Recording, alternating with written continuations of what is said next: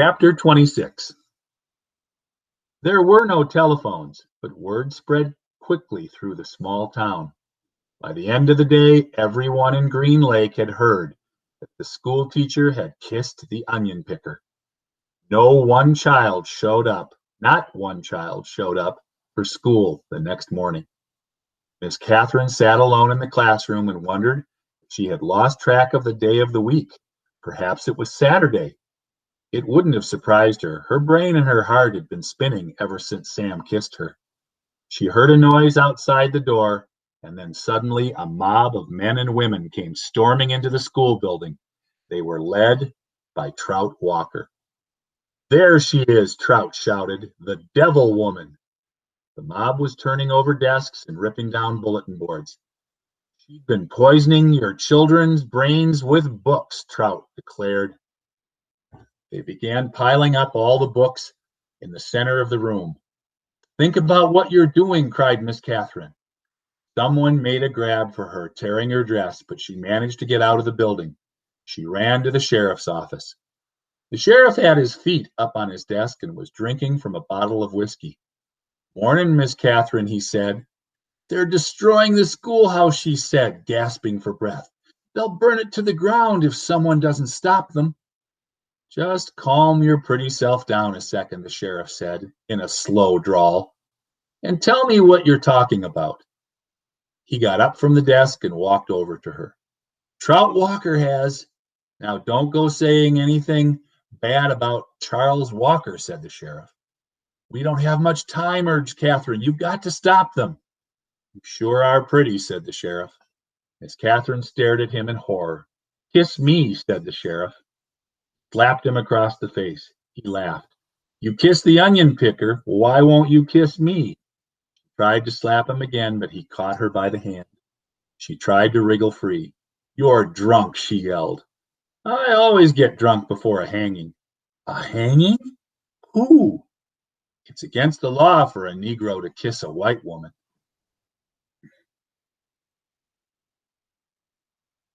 "Well, then you'll have to hang me too," said Catherine, "because I kissed him back." "It ain't against the law for you to kiss him," the sheriff explained. "Just for him to kiss you. We're all equal under the eyes of God," she declared. The sheriff laughed. "Then if Sam and I are equal, why won't you kiss me?" He laughed again. "I'll make you a deal. One sweet kiss and I won't hang your boyfriend. I'll just run him out of town." Catherine jerked her hand free. As she hurried to the door, she heard the sheriff say, "The law will punish Sam and God will punish you." She stepped back into the street and saw smoke rising from the schoolhouse. She ran to the lakefront where Sam was hitching Mary Lou to the onion cart. "Thank God I found you," she sighed, hugging him. "Got to get out of here. Now." "What?" Someone must have seen us kissing yesterday," she said. "They set fire to the schoolhouse. The sheriff said he's going to hang you."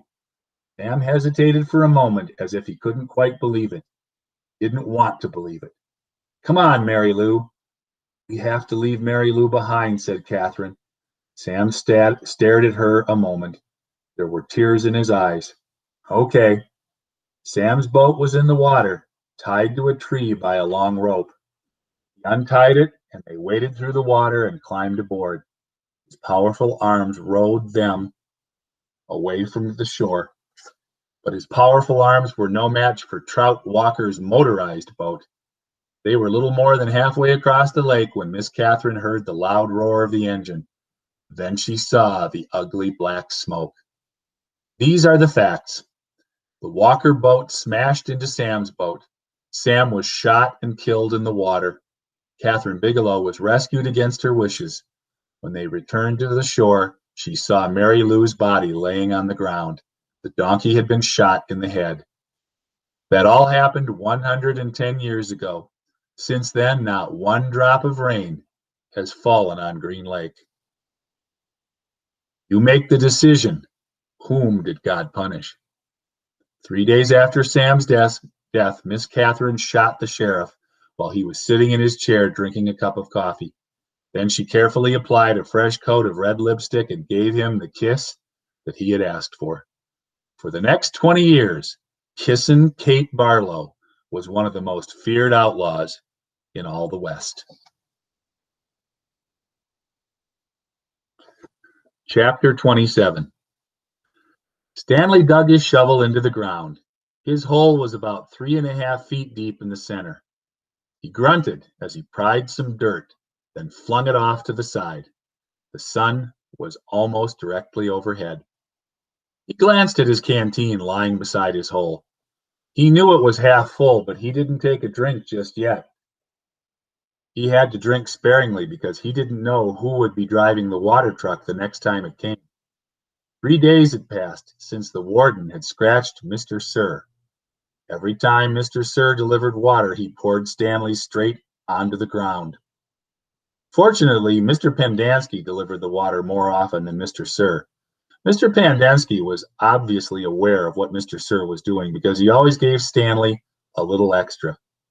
He'd fill Stanley's canteen, then let Stanley take a long drink, then stop and top it off for him.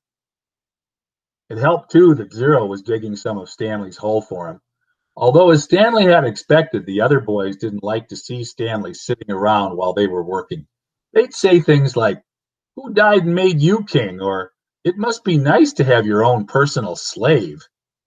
When he tried pointing out that he was the one who took the blame for the sunflower seeds, the other boys said it was his fault because he was the one who spilled them. "I risked my life for those seeds," Magnet had said, "and all I got was one lousy handful." Stanley had also tried to explain that he needed to save his energy so that he could teach Zero to read, but the other boys just mocked him. "Same old story, ain't it, Armpit?" X-Ray had said. "The white boy sits around while the black boy does all the work. Ain't that right, Caveman?" "No, that's not right," Stanley replied. "No, it ain't," X-Ray agreed. "It ain't right at all." Stanley dug out another shovelful of dirt. He threw X-Ray. He knew that X-Ray wouldn't have been talking like that if he was the one teaching Zero to read. Then X-Ray would be talking about how important it was that he got his rest, right? So he could be a better teacher, right? And that was true.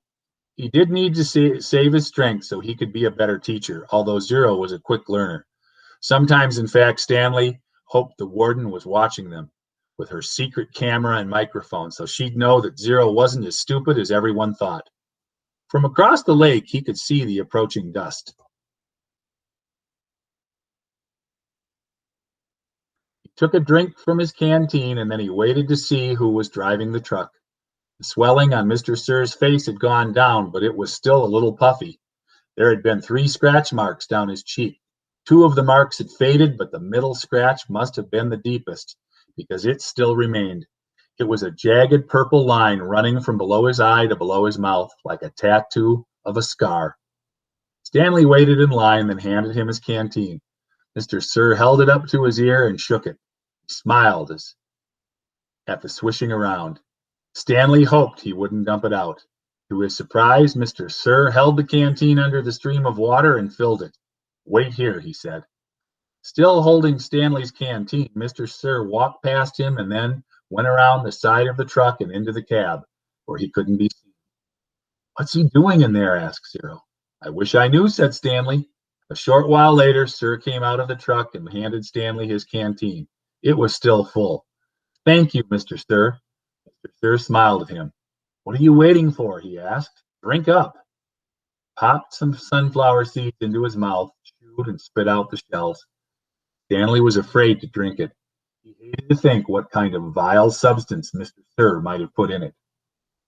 But he brought the canteen back to his hole. For a long time he left it beside the hole as he continued to dig. Then, when he was so thirsty that he could hardly stand it anymore, he unscrewed the cap and turned the canteen over and poured it all out onto the dirt.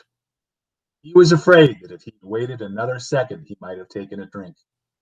After Stanley taught Zero the final 6 letters of the alphabet, he taught him to write his name: capital Z, small e, small r, small o.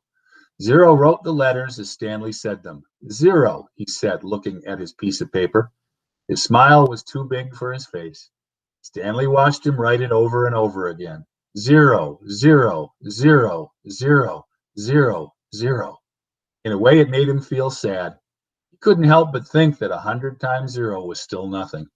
You know, that's not my real name, Zero said as they headed back to the rec room for dinner. Well, yeah, Stanley said, I guess I knew that. He had never really been sure. Everyone's always called me Zero, even before I came here. Oh, okay. My real name is Hector. Hector, Stanley repeated. Hector Zeroni.